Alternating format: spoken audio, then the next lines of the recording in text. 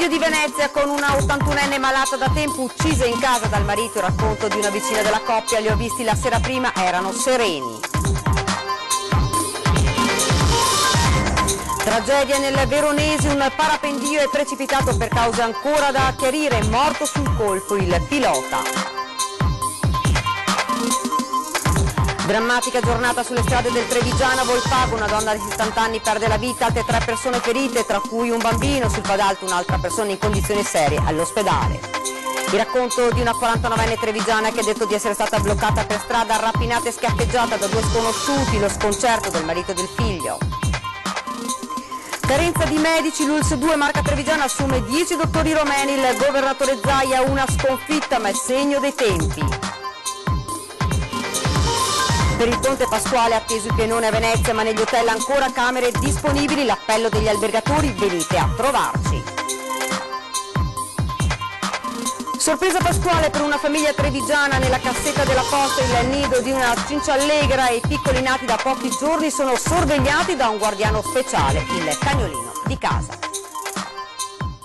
Buonasera, ben ritrovati, edizione regionale dei nostri telegiornali. Dunque lo avete sentito in primo piano la cronaca con l'omicidio dell'81enne malata uccisa in casa dal marito a Venezia. L'uomo, che aveva ingerito diversi psicofarmaci, è ricoverato in cardiologia e si sta lentamente riprendendo. Sentiamo. Gli scuri sono chiusi e attorno alla casa di Renato Berta e Licia Zambon regna un silenzio irreale in una zona di Venezia lontanissima dalla confusione di queste affollate giornate pasquali. Il giorno dopo la tragedia, allo sgomento si unisce il dolore per un dramma che qui a Castello non si aspettava nessuno. Lei, 81 anni, non c'è più, uccisa con un coltello. Lui, 85enne, ricoverato in ospedale dopo aver ingerito diversi psicofarmaci. Sulla porta d'ingresso del loro appartamento quel cartello: non entrate, chiamare la polizia, letto al suo arrivo dalla badante che ha lanciato l'allarme. Nelle parole di una vicina di casa che li conosceva da tanti anni e che ha chiesto di non essere ripresa, lo smarrimento della tragedia appena vissuta in questa palazzina. Quando è l'ultima volta che li ha visti? Il giorno prima. Dove li ha visti? A casa sua. E che aria? Normalissima, normalissima. Normalissima, non c'era nessun presagio che potesse succedere una tragedia del genere. Cioè, qui siamo tutti sconvolti, tutti. Renato e Licia sono descritti come persone discrete e gentili, una famiglia presente, un quadro come ce ne sono tanti. Poco tempo fa, prima che lui si facesse male di nuovo, che cadesse, loro uscivano a fare la spesa a braccetto, uscivano insieme a fare la spesa. E sai, uno dice: guarda che carini, no? Due vecchietti che vanno a fare la spesa insieme, per cui non so, sa solo chi in quel momento. Purtroppo ci sono secondi, non so, minuti che il cervello probabilmente non ragiona più e succedono le tragedie e noi siamo tutti sconvolti perché niente presagiva un epilogo del genere, sinceramente, impressionante. Un uomo è morto dopo essere precipitato con il parapendio a Caprino Veronese sul Monte Baldo. L'incidente è avvenuto in località Colonei. I sanitari del 118 sono intervenuti con l'elicottero, ma per l'uomo non c'era più nulla da fare, è morto sul colpo nello schianto. Una Pasqua funestata dagli incidenti. Nel pomeriggio tragedia a Venegazzù, in uno scontro è morta una donna. Lungo la Postudia un altro incidente, 2 automobiliste finite in ospedale. Ed ancora sul Fadalto l'impatto violento fra una moto, un'auto ed una bici, il Centauro è grave. Dramma nel pomeriggio a Venegazzù di Volpago del Montello. In uno scontro fra 2 auto nei pressi dell'incrocio tra via Gasparini e via Spineda ha perso la vita una pensionata di 71 anni di Trevignano. Distrutte le 2 vetture, il gravissimo incidente, la cui dinamica è al vaglio della polizia stradale, è avvenuto poco prima delle 15:30. L'impatto è stato violentissimo. Morta sul colpo l'anziana, estratta dall'abitacolo dai vigili del fuoco. Ferita in maniera grave la figlia di 32 anni, trasportata con l'elicottero all'ospedale di Treviso. Nell'altra macchina viaggiava un'intera famiglia di Castello di Godego, mamma, papà e 2 bambini. Il piccolo di 7 anni è stato portato in ospedale a Treviso in condizioni di media gravità. Un altro ferito è stato accompagnato al pronto soccorso di Montebelluna. Una Pasqua questa funestata da numerosi incidenti. Lungo la statale Alemagna, sul Fadalto, poco prima delle 14 si sono scontrati 3 mezzi, una moto, un'auto e una bicicletta. Ad avere la peggio il Centauro, un vittoriese trasportato d'urgenza in ospedale. L'uomo ha perso una gamba. Chiusa la strada in entrambi i sensi di marcia fino alla rimozione dei mezzi. Infine questa mattina altro scontro frontale tra 2 vetture a Levada di Ponte di Piave. Una delle macchine è finita dentro un fossato piuttosto profondo. 2 donne sono rimaste ferite, la più grave trasportata al Cafoncello, l'altra a Oderzo. È stato trovato all'alba riverso sull'acqua del fiume Bacchiglione privo di sensi. A rivenirlo in queste condizioni a Monte Galdella sarebbero stati amici con cui aveva passato la nottata. I medici del SUME accorsi sul posto hanno soccorso il ragazzo in condizioni disperate. Resta da chiarire come sia accaduto nel fiume. Ora è ricoverato all'ospedale San Bortolo in prognosi riservata. Ed andiamo ora a Breda di Piave, sempre nel Trevigiano, dove una 49enne di San Bartolomeo è stata bloccata per strada, rapinata e schiaffeggiata da 2 sconosciuti scappati con la sua borsa. Il racconto e lo sconcerto del marito e del figlio. A un certo punto si è trovata la macchina bloccata e sono scesi queste 2 persone e le hanno portato via la borsa, uno a destra e uno a sinistra. E quello a sinistra le ha dato anche 2 schiaffi.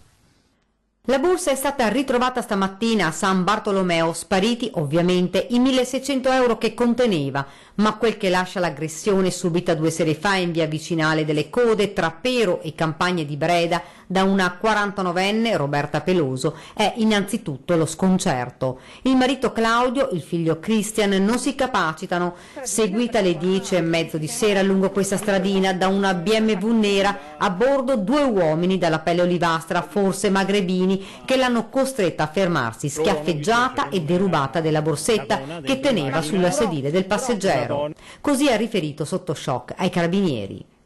Hanno detto qualcosa? Niente. È stata frazione di pochissimo, di qualche decina di secondi. Macchina che non avevate mai visto qua intorno? Mai. Senta, e sua moglie che cosa ha detto? Cosa vuoi ha detto? Paura tanta e rabbia anche da un certo senso. Certo, è andata anche bene perché insomma... Sì, è andata anche bene, visto... Cioè, fa male i 2 schiaffi che ha preso, quello sì, fa male. Difficile che sia stata seguita a lungo. Dopo aver prelevato il denaro aveva effettuato diversi spostamenti. Arrivava da casa dei genitori, da Quinto, marito e figlio, ci accompagnano sul luogo dell'aggressione tra via Code e via Vicinale Marche. L'ha seguita quindi da Pero per tutta questa strada che oltretutto è anche molto stretta? Sì. E l'ha fermato dove? Qua, su questo punto qua. 20 metri prima perché aveva 2 possibilità di fuga, no? O via di qua, che si salta sempre fuori Pero, o via di qua. Tutti dicono, ci dicevi, che non hanno visto niente. Esatto. Anche perché qua poi è buio di sera, non è facile. Tutti dicono. Aspettate ora le indagini dei carabinieri per capire chi è stato. Sì. Se si può, sì, se no, niente. Per i D'Ametto non sarà la Pasqua che speravano, ma da famiglia solida e da grandi lavoratori non si perdono d'animo. Superiamo sto shock qua e dopo bisogna andare avanti sempre. Parliamo adesso di sanità, con la decisione dell'ULSS 2 Trevigiana di assumere medici romeni per far fronte alla carenza di specialisti. Sentiamo. È una sconfitta, è il segno dei tempi. Il governatore Zaia commenta così la decisione dell'ULSS 2 di assumere 10 medici romeni per far fronte alla carenza di camici bianchi negli ospedali. Ha fatto bene il dottor Benazzi a provvedere alle esigenze ovviamente di questo comparto sanitario. L'assunzione dei 10 medici rientra nella convenzione tra l'ULSS 2 e l'Università di Timisoara, città gemellata da tempo con Treviso.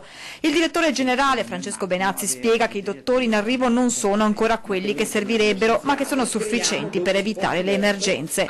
Quella di convenzioni con università straniere sembra essere al momento l'unica strada percorribile per arginare la carenza dei camici bianchi, 1300 quelli che mancano agli ospedali veneti in attesa di altre misure. Bisogna drasticamente, urgentemente cambiare la programmazione. A livello di formazione di università io sono per assolutamente eliminare il numero chiuso, se non altro perché non possiamo selezionare un bravo chirurgo a 19 anni con un test di ammissione, ma lo dobbiamo vedere in sala operatoria, e dall'altro rivedere tutto il modello delle scuole di specialità. Ed ora ci spostiamo nel Vicentino. Lunedì scorso sono stati trasferiti gli ultimi migranti ospitati all'Hotel Adele. Siamo andati nel quartiere di San Bortolo a sentire le reazioni della gente. Tapparelle abbassate, nessuna bicicletta parcheggiata nei pressi e a passeggiare sul marciapiede solo qualche residente. Così oggi si presenta all'Hotel Adele. Delle centinaia di migranti ospitati nei mesi scorsi nessuna traccia. Gli ultimi 40 sono stati spostati altrove, è aperto solo il ristorante e il bar. Pare che agli amministratori della struttura non arrivino più i contributi statali da 14 mesi e quindi la chiusura si è rivelata inevitabile. In via Medici, dove commercianti e residenti avevano costituito un comitato che aveva combattuto il degrado derivato, a loro dire, dall'eccessiva concentrazione di profughi, oggi si respira sollievo per il ritorno alla tranquillità. Oh, ma siamo felici, è una sorpresa di Pasqua. Noi abbiamo fatto un comitato per mandare via un po' queste persone, perché 200 persone che gravitavano in questa via non era giusto che ce li avessimo. Le persone non entravano più nei negozi perché avevano paura.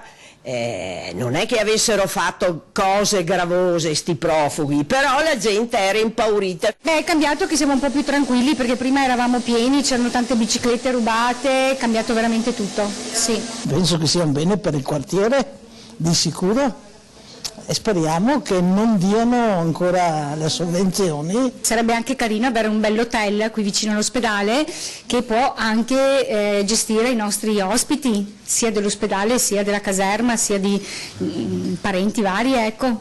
Parlare da ragazza e passare la sera tardi, soprattutto come Viale Milano, come Viale Verona, comunque non è molto consigliato, esatto, però per ora è tutto tranquillo qua. Ma voglio sapere anche dove andranno a finire questi extracomunitari.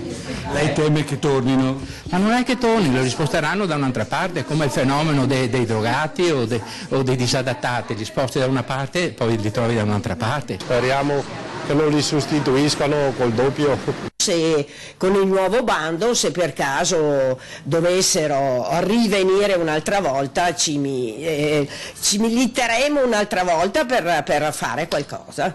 Non rimarremo fermi sicuramente. Ed ora una notizia di cronaca. Nel Veronese 2 cittadini romeni di 31 e 28 anni sono stati arrestati dagli agenti della questura di Verona con l'accusa di furto aggravato in concorso. I 2 sono stati bloccati dai poliziotti dopo un inseguimento che ha coinvolto 3 equipaggi dopo aver rubato 35 kg di rame al deposito delle ferrovie dello Stato. Sono stati appunto bloccati ed arrestati.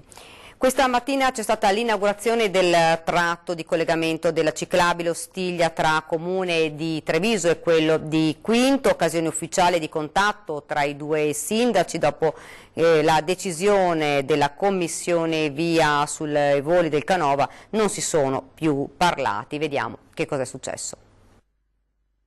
E qua faremo una pista d'atterraggio. Ci ha provato pure il governatore del Veneto a sciogliere il gelo tra Treviso e Quinto sul caso aeroporto, dopo la decisione della Commissione Via e la cancellazione di tutti i decolli sulla città. Intanto oggi all'inaugurazione del tratto dell'Ostiglia, che guarda caso salda a Treviso con Quinto, si aspettavano che succedesse qualcosa, soprattutto dopo i toni accesi dei giorni scorsi. Poi non è passata inosservata l'assenza del sindaco Mario Conte, rappresentato dal vice ed estraneo alla polemica dei Checchi, e l'arrivo in ritardo del sindaco D'Arzilio, che a onor del vero ha presenziato prima il funerale del concittadino morto sul lavoro lunedì scorso.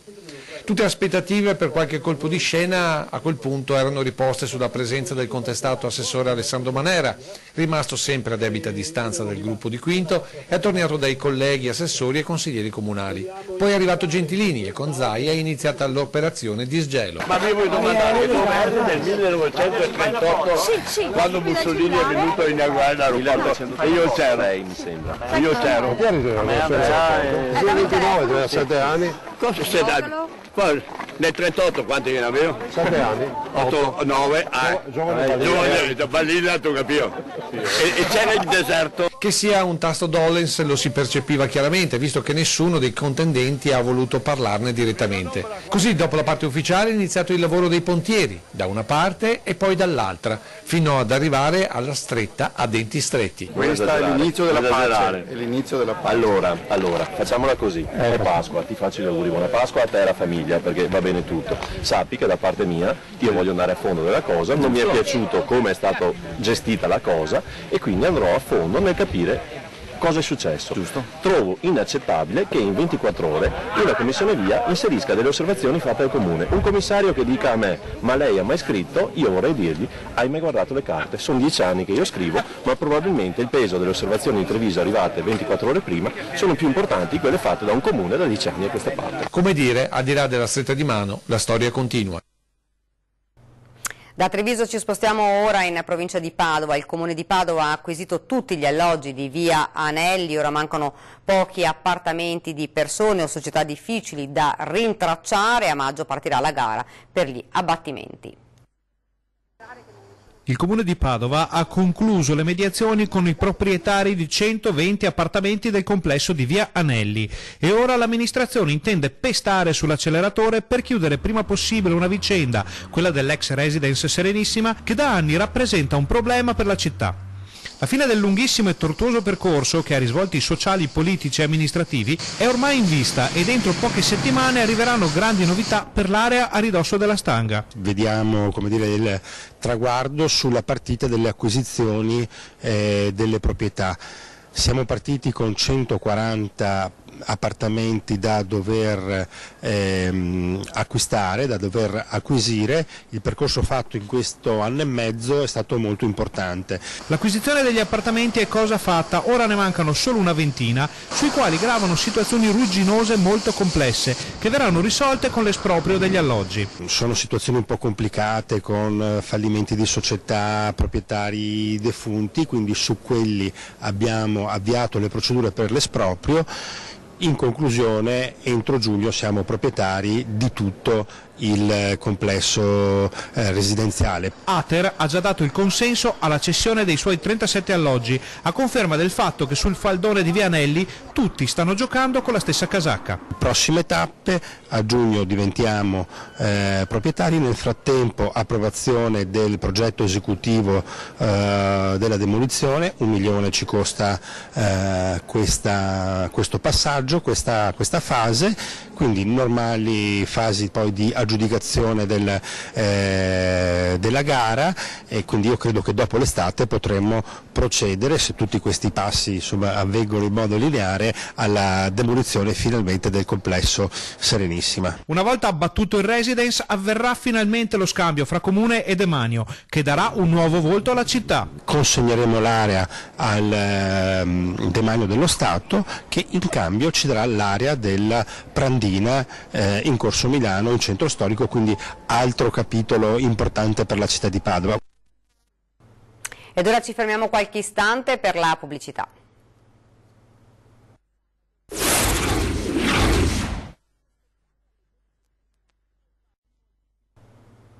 Siamo tornati nuovamente in studio con l'edizione regionale dei nostri telegiornali. Gli albergatori veneziani sperano nelle prenotazioni last minute e lanciano un invito: venite a trovarci a Venezia. Venezia vi accetta, vi accoglie a braccia aperte, con la signorilità e l'eleganza, la classe e lo stile dei tempi della Repubblica Veneta. L'invito del presidente dell'Associazione Veneziana Albergatori, Vittorio Bonaccini, è quello di venire a Venezia.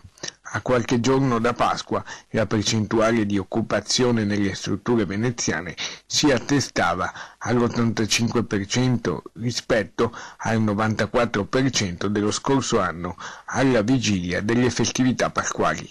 A Venezia ci stiamo attestando a un 5% in meno, mentre è un po' più cospicuo intorno al 10% a Mestre.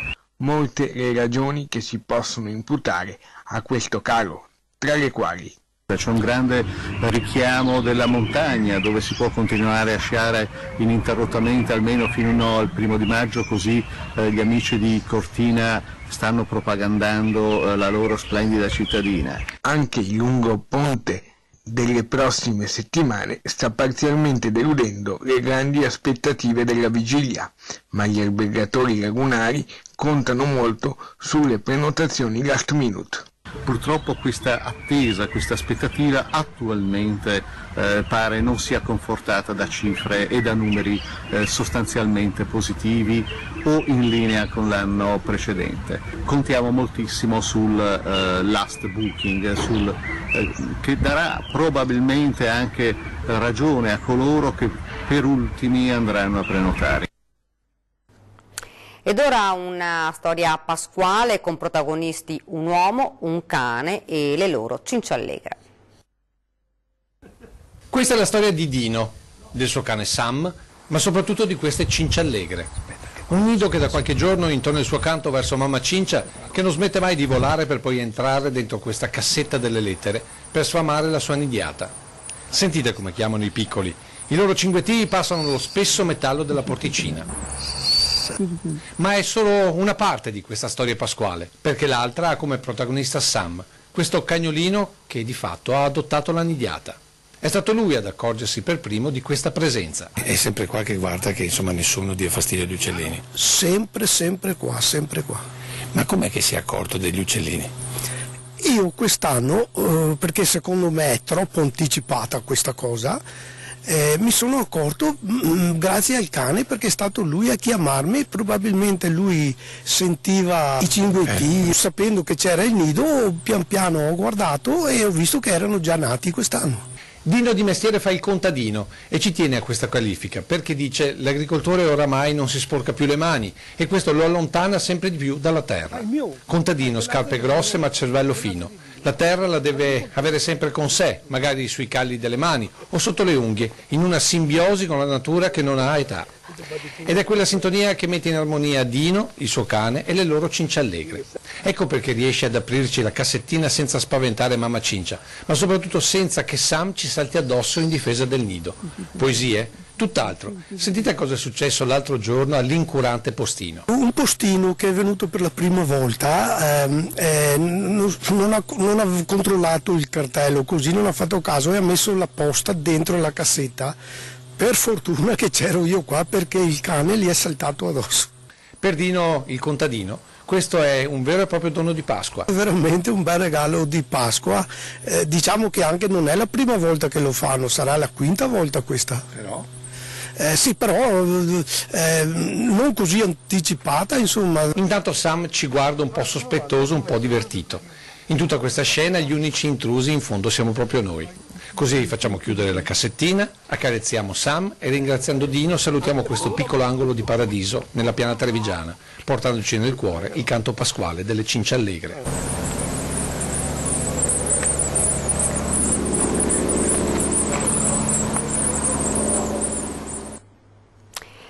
Francesco Bonvissuto lavora da 15 anni ai diorami della vita di Gesù, con i quali ha creato quanto riportato dal Vangelo dell'Annunciazione fino alla Pentecoste. Le opere sono visitabili nel Duomo di Monselice, ma da giugno verranno trasportate al Santo.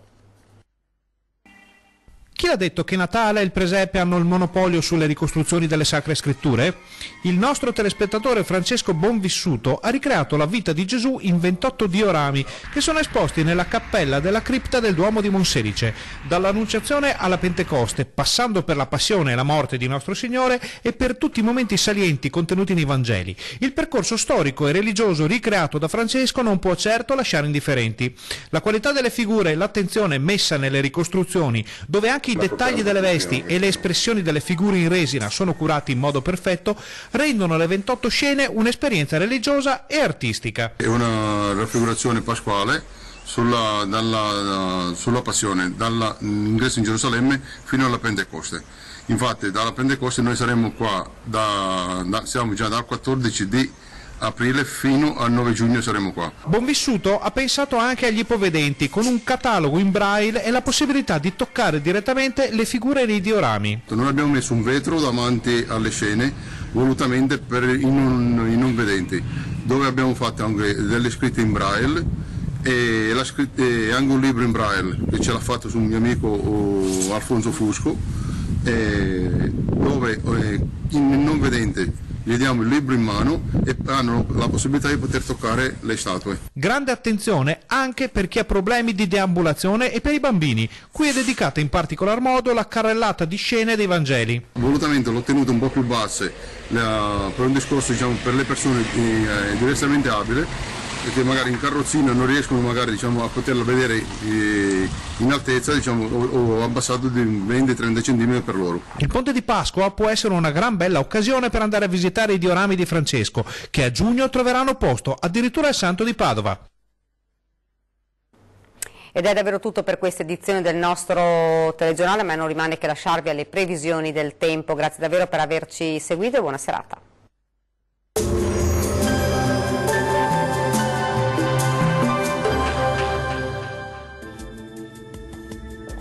Ben ritrovati al meteo. La giornata di Pasqua sarà caratterizzata ancora dal bel tempo sul Triveneto, sempre grazie alla presenza dell'alta pressione. Nel dettaglio sul Veneto avremo tanto sole su tutte le province, il cielo risulterà sereno o al massimo poco nuvoloso su tutti i settori. Non sono attese precipitazioni. Temperature minime tra 5 e 10 gradi, massime tra 18 e 23 gradi. E sarà soleggiato anche sul Friuli Venezia Giulia, con cielo sereno ovunque, salvo per qualche nube a carattere sparso sui rilievi, ma senza ulteriori conseguenze. Temperature minime tra 9 e 11 gradi, massime oscillanti invece tra 17 e 23 gradi. Raggiungiamo infine il Trentino Alto Adige, dove sarà ampiamente soleggiato ovunque e il cielo si presenterà sereno o al massimo con presenza di poche nubi sparse.